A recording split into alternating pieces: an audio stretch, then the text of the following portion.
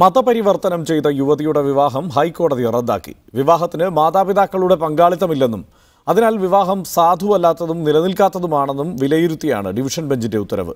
വൈക്കം സ്വദേശിനി അഖില എന്ന ഹാദിയയോടാണ് മാതാപിതാക്കൾക്കൊപ്പം പോകാൻ കോടതി നിർദ്ദേശം നൽകിയത്. മതപരിവർത്തനം നടത്തി IS-ൽ ചേർക്കാൻ തടഞ്ഞുവച്ചിരിക്കുന്ന മകളെ വിട്ടുകിട്ടണമെന്നാവശ്യപ്പെട്ട് പിതാവ് നൽകിയ ഹർജിയിലാണ് വിധി. മകൾ തീവ്രവാദ ഗ്രൂപ്പിന്റെ തടങ്കലിലാണെന്നും സിറിയയിലേക്ക് കൊണ്ടുപോകാനുള്ള സാധ്യതയുണ്ടെന്നും ചൂണ്ടിക്കാട്ടി പിതാവ് നൽകിയ ഹേബിയസ് കോർപ്പസ് ഹർജിയാണ് കോടതി പരിഗണിച്ചത്. ഹർജി പരിഗണനയിലിരിക്കെയാണ് 2016 ഡിസംബർ 19 കൊല്ലം സ്വദേശി ഷെഫിൻ ജഹാനുമായി പെൺകുട്ടി വിവാഹിതയാകുന്നത്. പുത്തൂർ ജുമാ മസ്ജിദ് ഖാദിയാണ് നിക്കാഹ് നടത്തിക്കൊടുത്തത്.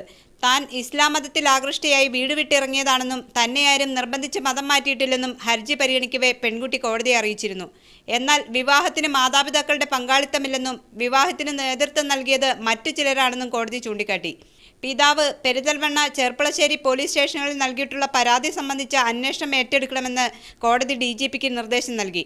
മതം മാറ്റവുമായി ബന്ധപ്പെട്ട് ആരോപണ വിധേയമായ മഞ്ചേരിയിലെ സത്യസരണി എന്ന സ്ഥാപനത്തെക്കുറിച്ചും അന്വേഷണം നടത്തണം. എത്രയും വേഗം അന്വേഷണം പൂർത്തിയാക്കുകയും കുറ്റവാളികളുണ്ടെങ്കിൽ നിയമത്തിന് മുന്നിൽ കൊണ്ടുവരികയും വേണം. നേരത്തെ അന്വേഷണം നടത്തിയ പോലീസ് ഉദ്യോഗസ്ഥന് വീഴ്ച പറ്റിയിട്ടുണ്ടോ എന്ന് അന്വേഷിക്കണം.